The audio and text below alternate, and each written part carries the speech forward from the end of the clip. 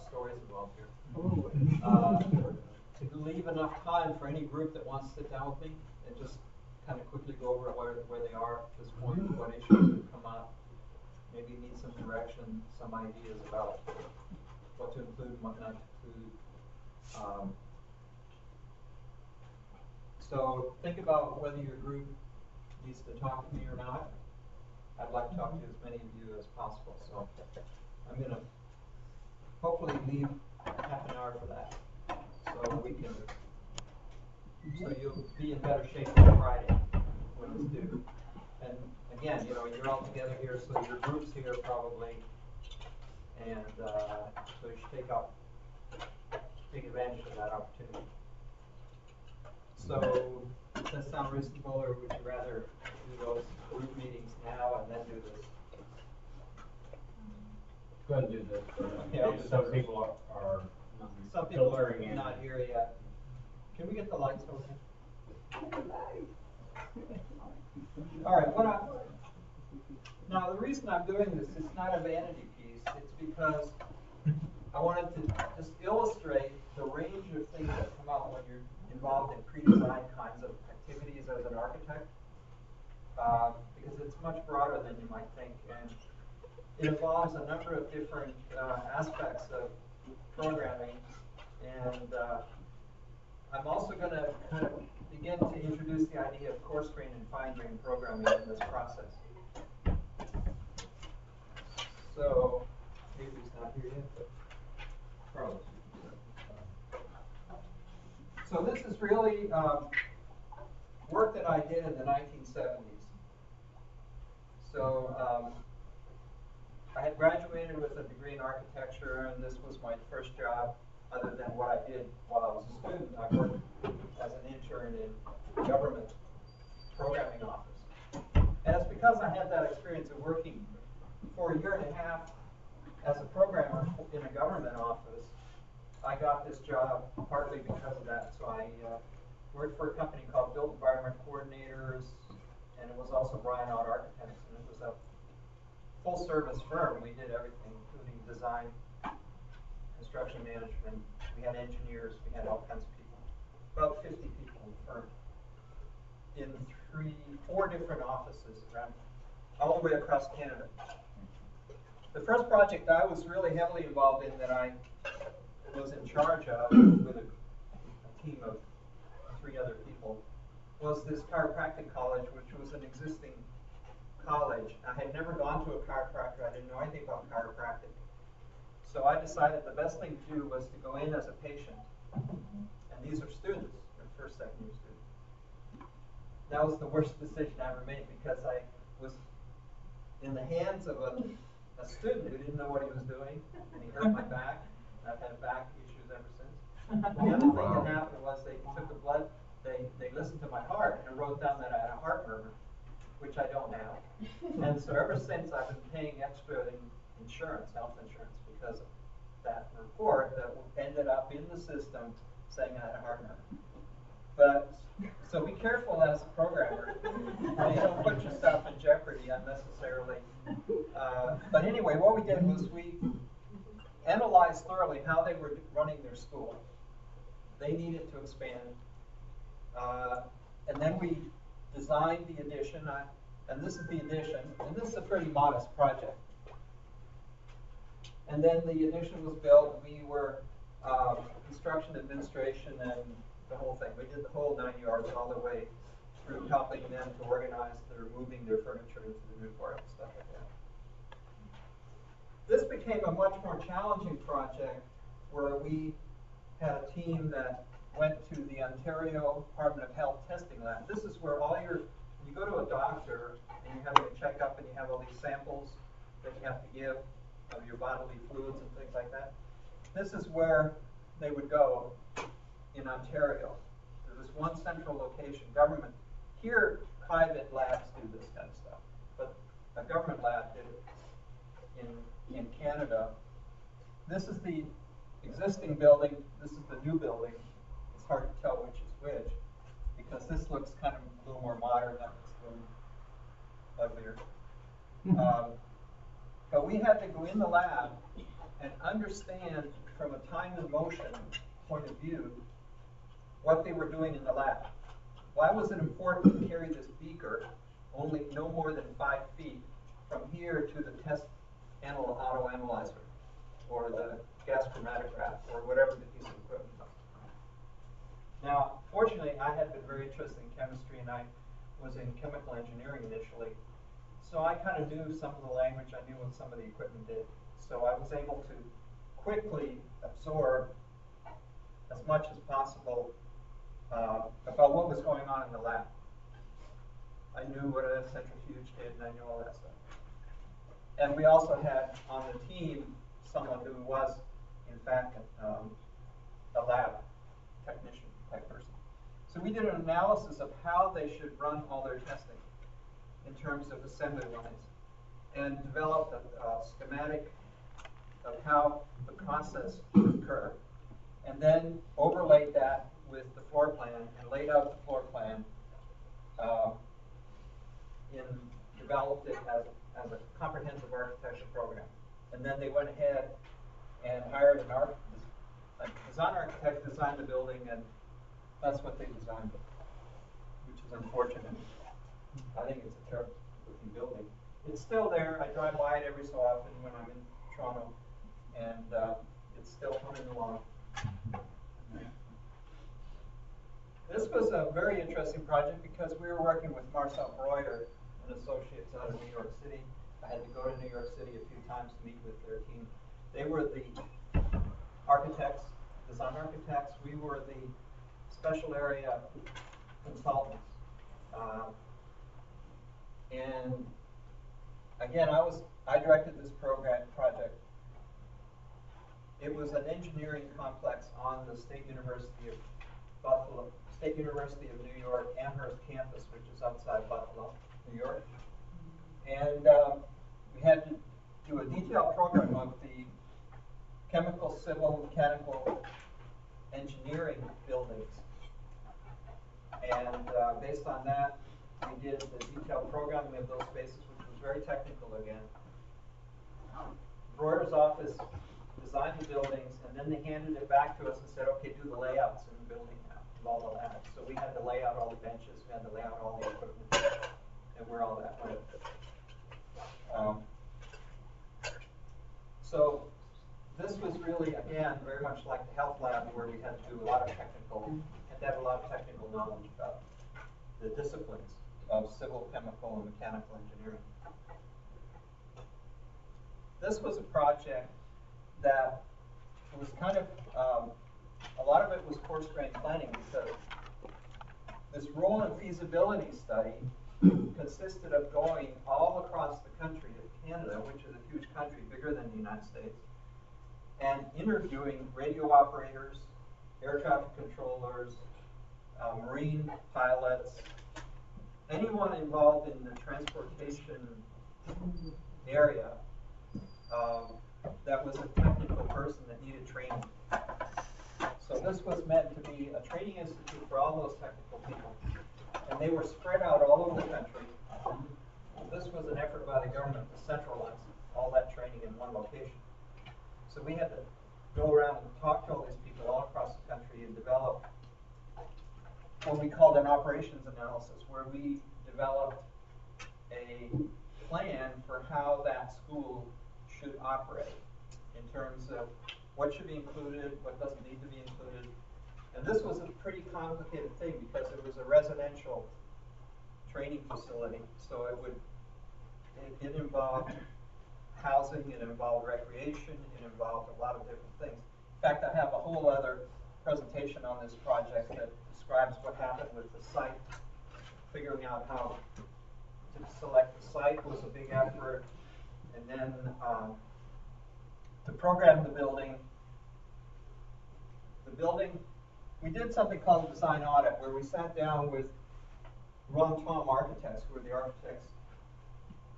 In designing the building, we were at the table because we had developed a program. And so whenever questions came up or ever they needed direction about some of the technical stuff, I would be there to, and I had a chance to do some of the design work on it at that point. And then, when it was completed, we were given the building plans and we laid out the spaces. And then more interestingly, we were hired to coordinate the move-in of all the equipment that was coming in from all across the country. They would come in semi-trucks, and they would be parked there, and we'd have to figure out the logistics of what truck would have to arrive, and when would it be delivered, and how it would be set up so that it would work. And this was a lot of high-tech things, because there were air traffic control simulators, there were a lot of computer stuff, and some of it was highly classified, a lot of radar installations, a lot of it had to do with outside spaces, and there was a whole complicated process there. This is a picture of the building. It was published, it won some awards. That's not a very good picture, it came out of a magazine. I haven't been back to photograph it, even though I spent 2 years working on this project in about 1975, 76. This is one of the many engineering buildings. University of Saskatchewan, I don't even know if you guys know where Saskatchewan is, but it's one of the western provinces in Canada. And we had to go into an existing university and do something called master planning, where we had to take a look at where all the existing buildings were and what was their future growth plans, and where should those new buildings go, and what buildings need to be phased out, what buildings need to be repurposed for different purposes, and all that stuff, which is kind of a coarse-grained activity, because we had to understand their goals, we had to understand their objectives for the near term and the long term, and how they could fit into their overall campus. And that part of that was a post-occupancy evaluation, where we had to go into individual buildings and do an assessment of the performance of that building. Is it an adequate building? Should it be remodeled? Should it be torn down? Should it be added to? Should it be upgraded? And based on these two things, we developed the facility program, which laid out everything that had to be done. So this was kind of the coarse-grained evaluation stuff, and then this was the resulting. And then, again, we were given, and this is a layout I did of a wash-up sterilization suite, where the autoclave things for sterilization. This was a top secret project we had with the Canadian government, where they had a testing establishment in Ottawa, which is the headquarters and also the capital of the country. And what they do there is they test equipment that the Canadian forces were considering buying or acquiring for the forces. Tanks, guns, all kinds of vehicles, all kinds of equipment. And so they had a site that that provided all kinds of terrain possibilities, so they could drive a Jeep up a slope and through water and all kinds of things. So we did analysis of that, because this was going to be a brand new facility. We did analysis of the site that they had picked to see if it would be able to accommodate all these testing procedures and routines they had laid out. We looked at the whole operation, and then we programmed the site and the buildings. And this is an example of one of the diagrams that we would produce that looked at what are the components and how are they related. And since we were dealing with the military, we didn't feel uncomfortable coding everything. Everything here has a different meaning. There's a number 1, number 2, the thick, the thin, the pochade in, the not pochade in. All those things had different meanings. So we tried to build into this diagram as much information as we could. And since they were military planners, they didn't have any problem with this. They could look at this and see, all these numbers and everything was, this was the prototyping workshop, where they would go in and they would prototype something to see how it was going to work when they're developing new hardware for the military. This was a similar, different project, but again for the Canadian military. the Canadian military had something called Camp Gagetown in Oromocto, New Brunswick, which was the largest base in Canada, and it was used for staging during World War II. So all the forces would go there first before they flew overseas to fight in World War II, and obviously they didn't need it for that anymore, so they were trying to decide what to do with it, and they decided to make it into a school, a combat arms training center, and we were hired to make that conversion happen. So we had to go in and master plan the entire base. And this is a very, very large base, several miles across in each direction. And we had to study that and figure out, as a school, where should the components go. And then we had to figure out how that school would operate. And in order to do that, I had to move on base for several months, and I had to work with all their military people who were, there were two of us working on this on base, with the people who really understood the operations and understood the detail. And then based on that, we ended up doing a detailed program, which was several volumes of all kinds of manuals and things, which they like to have. And the final presentation was in a big conference room, and all the brass marched in. We had to go in first because we were the civilians, and then all the different people marched in according to rank, and then we had the whole walls were covered with colored diagrams showing all the different options and where all the different parts of the school could go. And this was way before computers. We didn't have computers to do any of this. Yeah. Hey, did they give you any flexibility when it came to the level of programming, or were they kind of strict?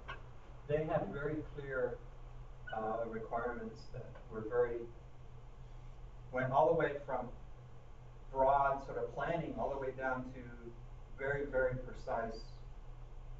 I'll show you in the next slide. This is one example. This is one area of the school called their sand table, which was used by their tactics training. So what they would have is a big sand table, and they would move little jeeps and little military vehicles around with these sticks, like you might have seen in Dr. Strangelove or something like that. And so we had to do this kind of detail for everything. Dimensions, how many chairs, how big is this, where's the projector, where's the instructor, where are the students, where are the... And there were hundreds of these. This is another interesting project. Newfoundland joined Canada in 1949. It was the last province to become a province of Canada. And in 1949, St. John's, this is Tackle right here, they built some government buildings. They built a government complex in about 1955. Terrible buildings. And so we were hired in about 1975 to come in and take a look at their whole government complex and master plan it, and then program all the, whatever the master plan indicated were going to be future buildings that were going to be developed, we had to program those for the government. So this was like taking the whole government complex, all of the government operations, and looking at all of them. And we moved some departments around, and we looked at what kind of buildings they should be and so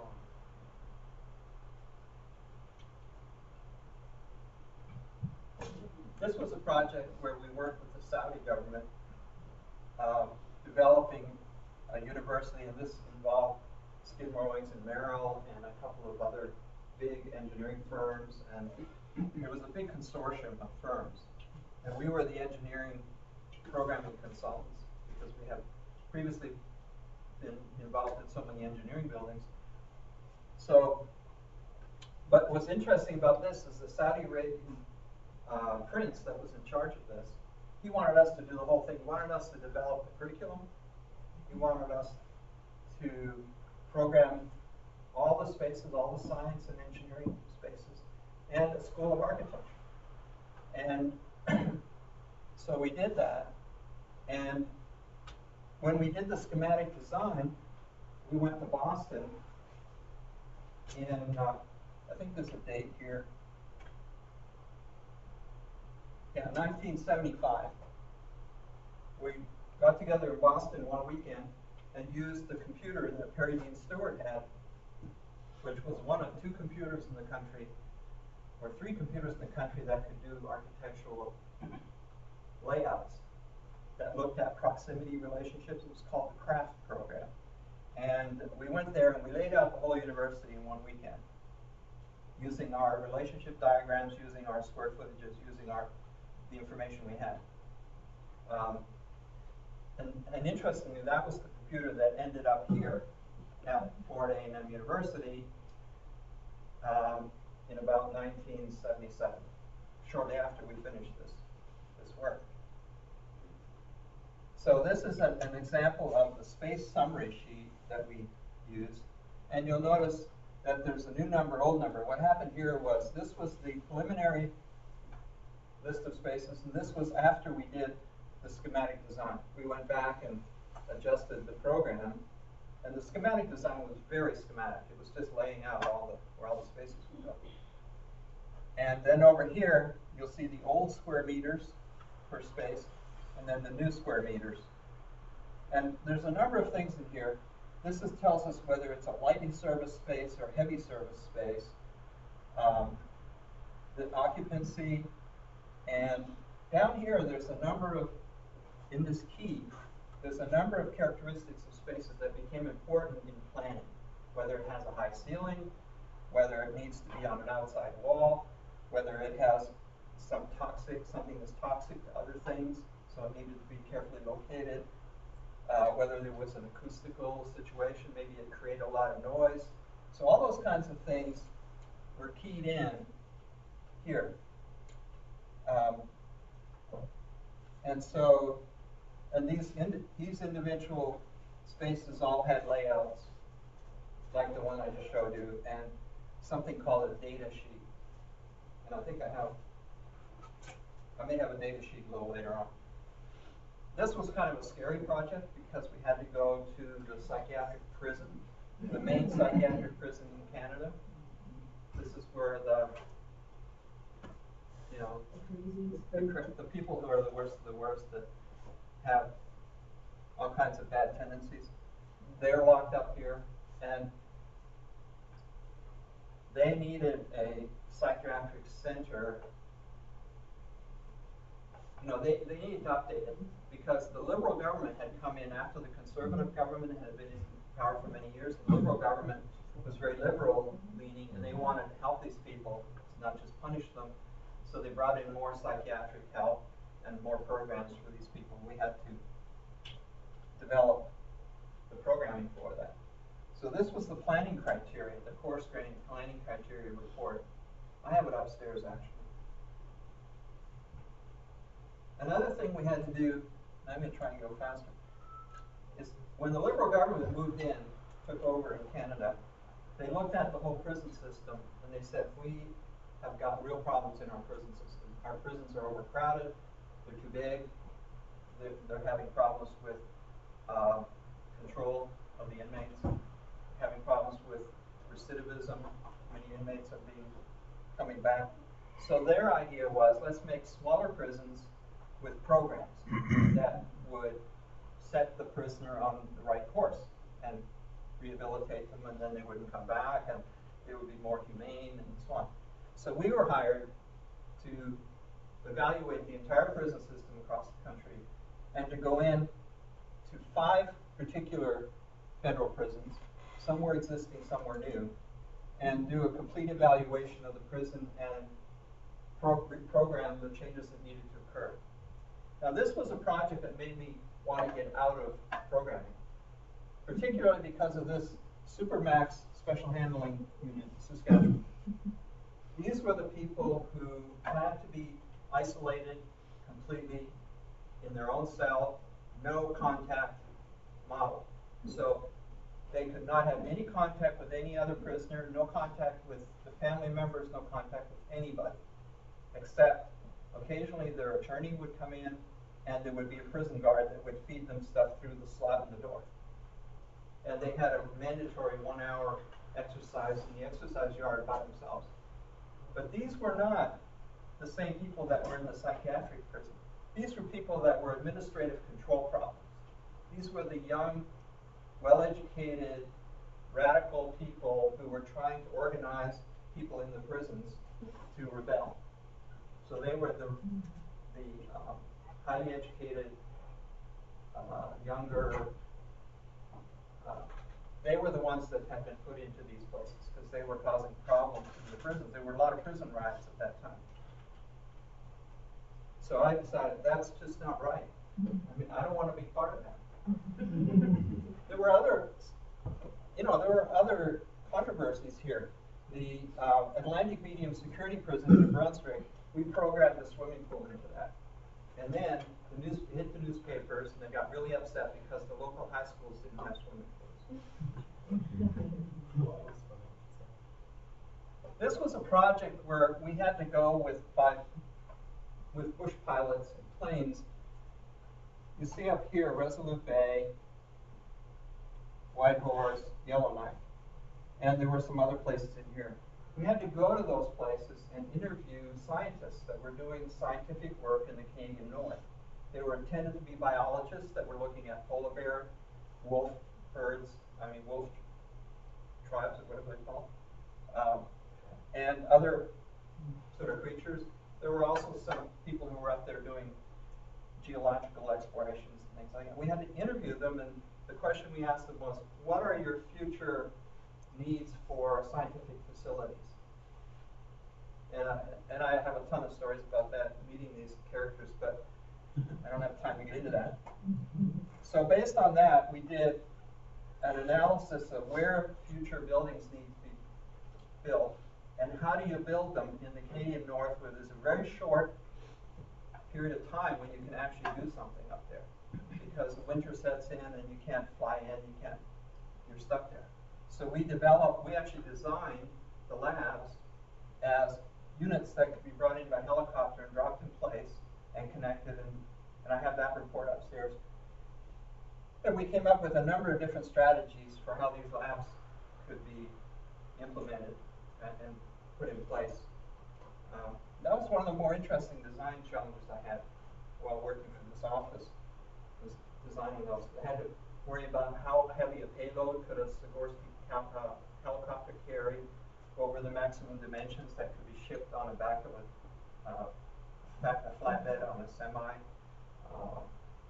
what were the temperature, and what happens with permafrost. You want to make sure you don't melt the permafrost, because then it just becomes porridge. This was another project where we were hired by the United Nations because Ireland, the country of Ireland, had applied to the United Nations for a major grant to develop a new university, a technical university. That would be engineering, architecture, and technical university. And they turned to us and said, can you do a study to support their request to show either that they need it or they don't need it? So we did a demographic study with a management consultant firm, and we developed a computer model. And again, this was way ahead of its time. Developed a computer model of the population and the supply and demand situation of what technical education already existed, what would be needed in the future. So therefore, what is the shortfall in technical education, and what kind of technical education is required? So we did that report and went back to the United Nations. I don't know what happened. I don't know if they actually ended up being granted the funding for a new technical education. But this was a time when Ireland was in huge trouble. They were backward in terms of technology, and they were in a perpetual recession. And then after this, Ireland went through a renaissance and ended up being one of the leading sort of countries in the world in terms of technical development. So I like to think I had something to do with that. We did a number of schools of dentistry and nursing, and this is the kind of diagram we would do showing a plinth table where they would manipulate you. This was Roswell Park Cancer Research Center we worked on with Canon Partnership out of Buffalo, New York, And this was an interesting project because they had been given this mandate, in 5 years they had to cure cancer. And so a lot of money was thrown at it, and this very sophisticated, huge building was designed based on, partly on our programming. And then we had to do the space layouts and coordinate all the equipment and services going into this cancer center.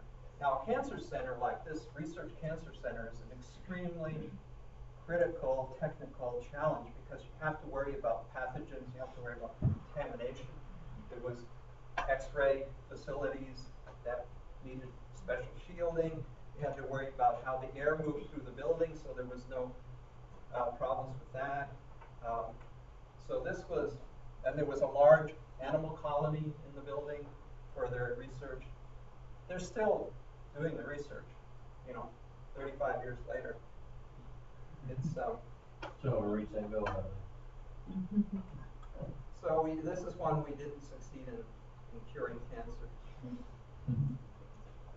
This project was one that the National Research Council in Canada hired us to help develop a research institute for figuring out icebreakers and what to do in the Canadian North. And so what they were planning to do was build a scale model of a section of the northern waters with ice and everything, half scale. And they were going to build half scale icebreakers. This was before computer simulation could really handle this. They were physically modeling this, and we had to program and design the building around all this and all the labs and all the auxiliary spaces. And it was fascinating because they ended up building this giant building, I forget how long it was, like half a mile long, and they would tow these boats through it and study what happens to the modeled ice when it goes through. And it had a big, I remember seeing some of the drawings where there was this big crane that went across the tank, and it came down and it was attached to the boat, and we could control how fast the boat was going and how much power it needed. And there were strain gauges on the hull to see what was happening to the hull. There was a lot of technical stuff. But the scale of it was just amazing. In this project, we were hired by, again, the United Nations, UNESCO, to develop the country of Nigeria in its ability to develop as, in terms of housing and all the different trades. So what we were asked to do was to program and design mobile training units for particularly the northern sort of Muslim area of Nigeria that would be manufactured in Canada, put on ships, and then taken to Lagos, offloaded, put on the back of trucks, and taken to these remote areas. And they would be, one would be for training people who live there to be carpenters, another one would train people to be plumbers, electricians, all these different trades. And we successfully did that, and we shipped the units over, and I was very much involved in designing the units and programming them as well.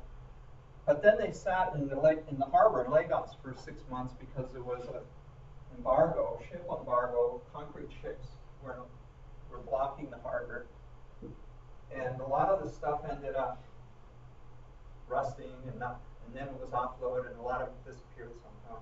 So it wasn't, in the end, even though we had a Nigerian prince on board in this sort of situation over there where you have to pay Dash, it's called Dash, to get things done. We paid a huge amount of our fee to this prince, and he tried to, smooth the process, but it ended up being kind of a disaster.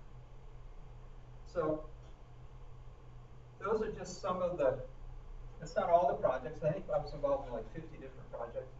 Those are some of the more interesting ones that involve programming. And a lot of it was a lot of work before we even did architectural programming, or a lot of work before we did the facility programming, because we had to do all this study of how the existing operation was working, what are the opportunities within that, what are the problems with it, what are the things that, what's the feasibility of doing the various things, all of which I've kind of considered part of the coarse grain part. And then once we get to that point where some decisions have been made, yeah, okay, this is the direction we're going, now we need to really flesh that out with really understanding all the different parts, the little sort of, all the way down to the doorknobs. So it goes from, you know, big umbrella things down to the doorknobs.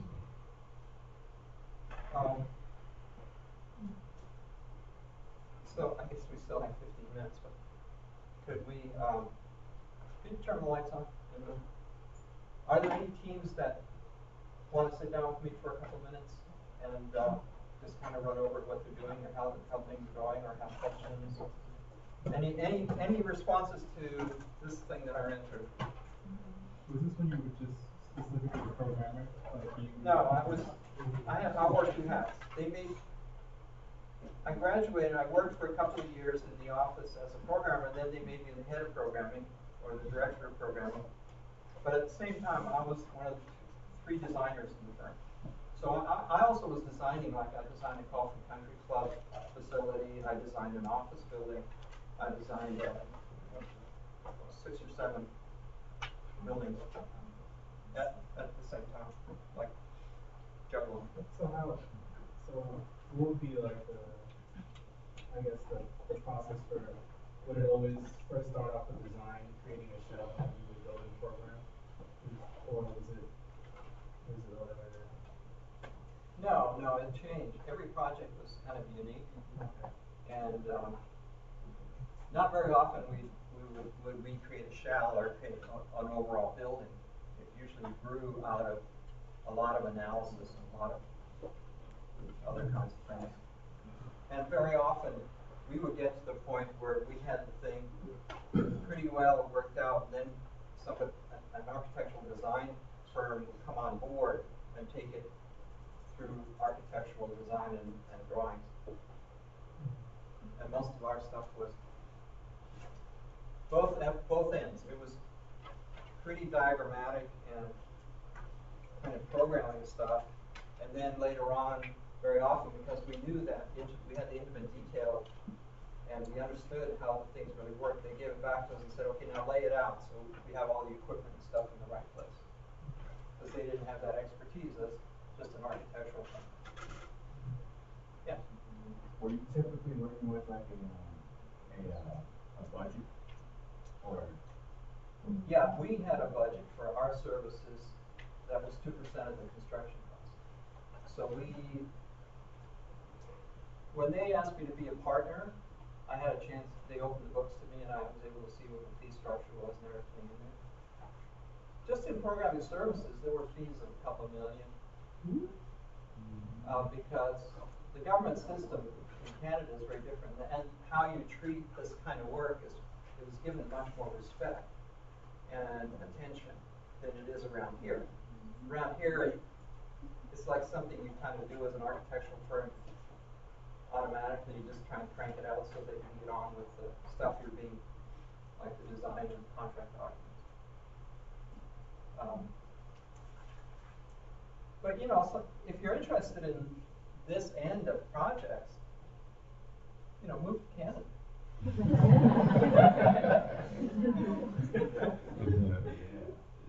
You know, because I found it fascinating. I mean, I had to be quick on my feet. I had to learn stuff really fast.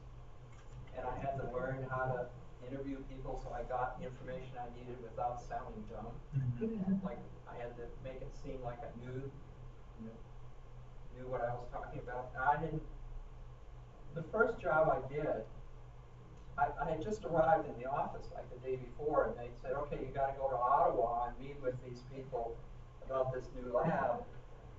And I got there, and I'm sitting in the room with these scientists, and they asked me, well, what's your address? Because I want to mail stuff back. I had no idea what the address of the firm was, because I hadn't been there for a minute. I didn't even know what the phone number was.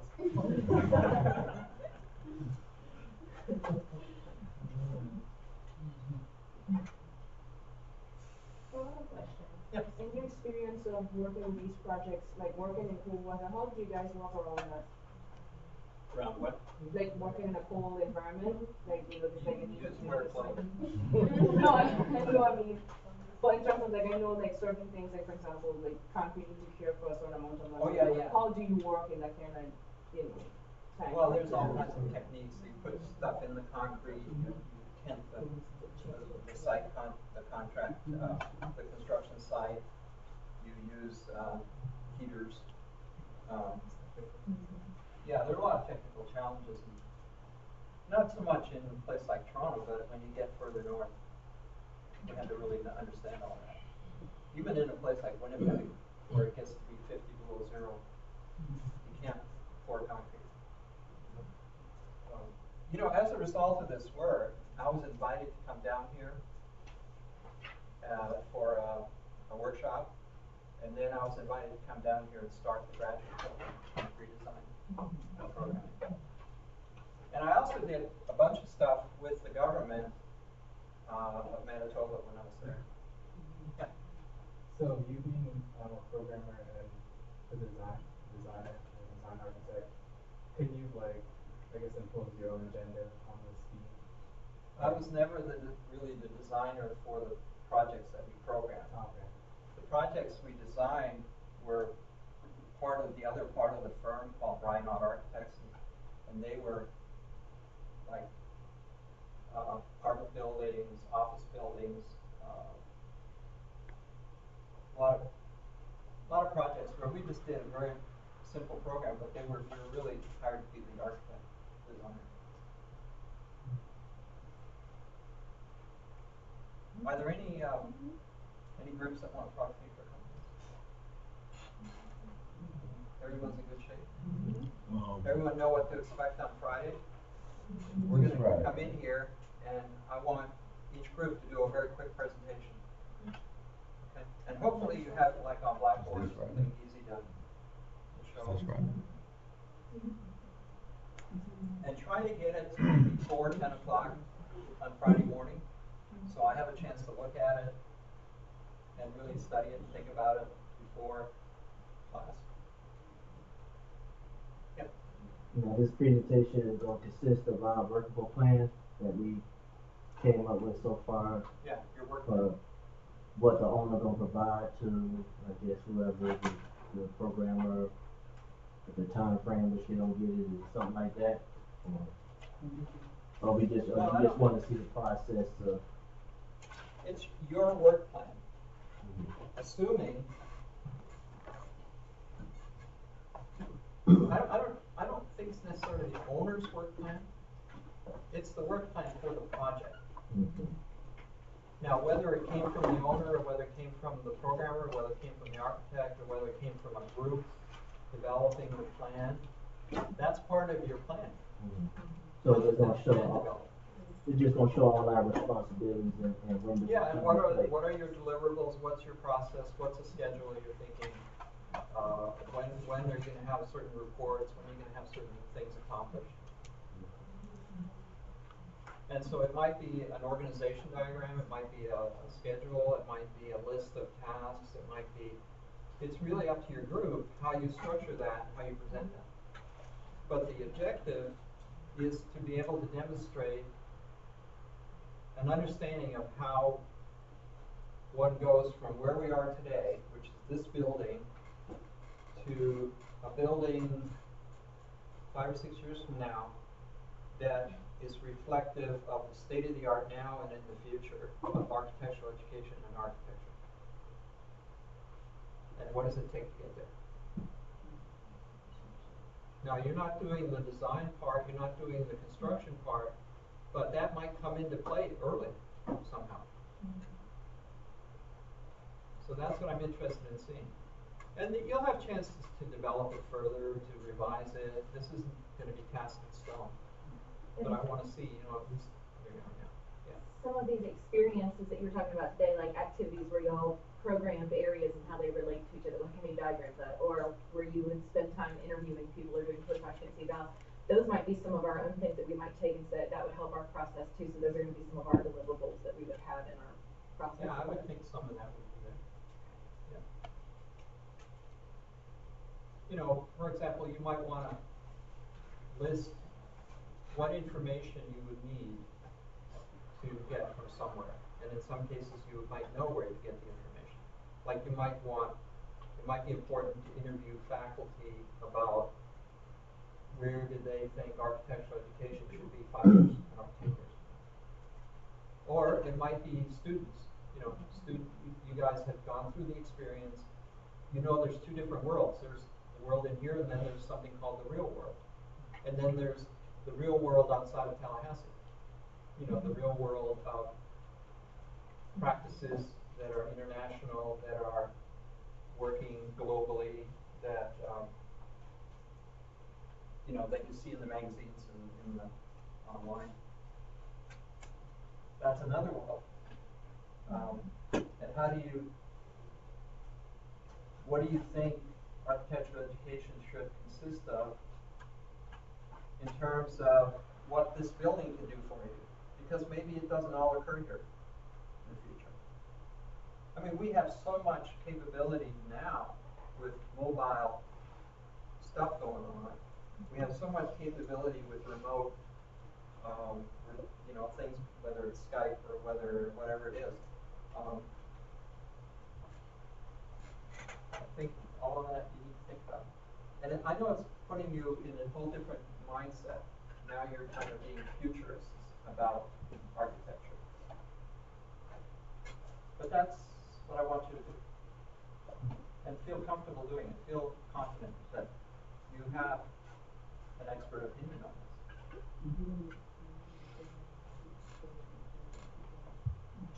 You know, too much of what we do in this school is based on the past.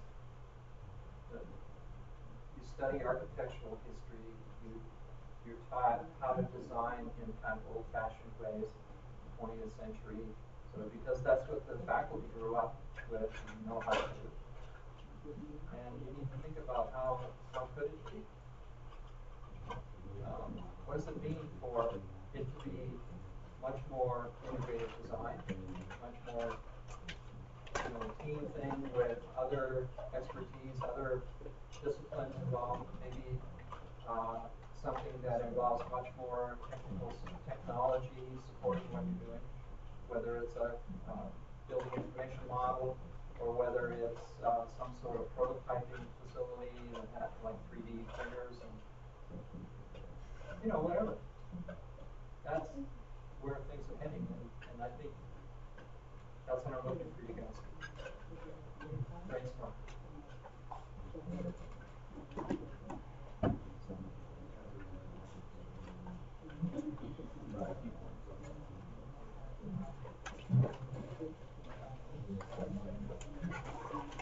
Okay. Again, you can email me if you need. Aaron.